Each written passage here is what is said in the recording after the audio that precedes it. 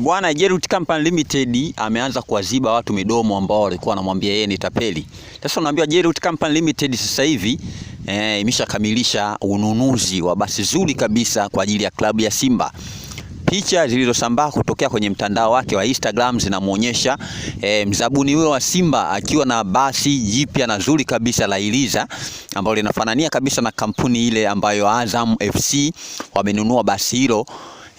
Likiwa limeandikwa ubavuni Jeruti, likiwa limeandikwa Jeruti tu, alafu kuna basi lingine pia limeandikwa Simba Sports Club, ambapo yapo kwenye mchakato sasa wa kupakizwa moja kwa moja na kuletwa jijini Dar es Salaam kwa ajili ya matumizi. Sasa la kwanza lilikuwa ni kwa ajili ya biashara ya jezi na la pili likiwa kwa ajili ya kubeba wachezaji, nazungumzia timu ile ya wakubwa kwenda maeneo mbalimbali ya nchi yetu ya Tanzania. Sasa wale ambao walikuwa wanamuita Jeruti Company Limited ni tapeli, sijajua sasa hivi sura zao wataziweka wapi, kwa sababu wabongo wamezoea. Wabongo ni watu ambao kuongea tu bila kuwa na uhakika wa kitu chochote. Alafu tukumbuke kwamba magari haya yanaagizwa moja kwa moja kutoka nje.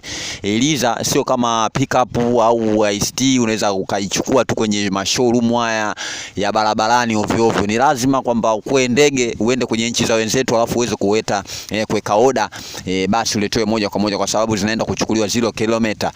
Huwezi kwenda kukodi sio hapa Kenya kama wanavyofanya watu wengine huko, inakuwa sio kitu kizuri. Kwa hiyo Jeruti Company Limited amejua kuwatuliza watu ambao wanapiga porojo, wanaongea wanakosoa vitu ambavyo wao hawavijui. Kila kitu kinaenda kwa mchakato, kila kitu kinaenda kwa mtiririko ambao unatakiwa. Sasa watu ambao mlikuwa mnasema kwamba Jeruti hawezi kununua hilo gari ambalo lina kiasi cha kama bilioni 2 hivi, mtanoa sana mwaka huu na mtatafuta maneno ya kuwaomba walazi mashabiki wenu ambao mlikuwa mnawadanganya kwamba Jeruti ni muuni na ni tapeli, hawezi kununua basi aina ya Iliza kwa ajili ya Simba Sports Club. Mchuma ushaingia na muda wote unaweza kukita hapa kwenye nchi yetu ya Tanzania, na Simba Sports Club wataanza kulitumia basi hilo rasmi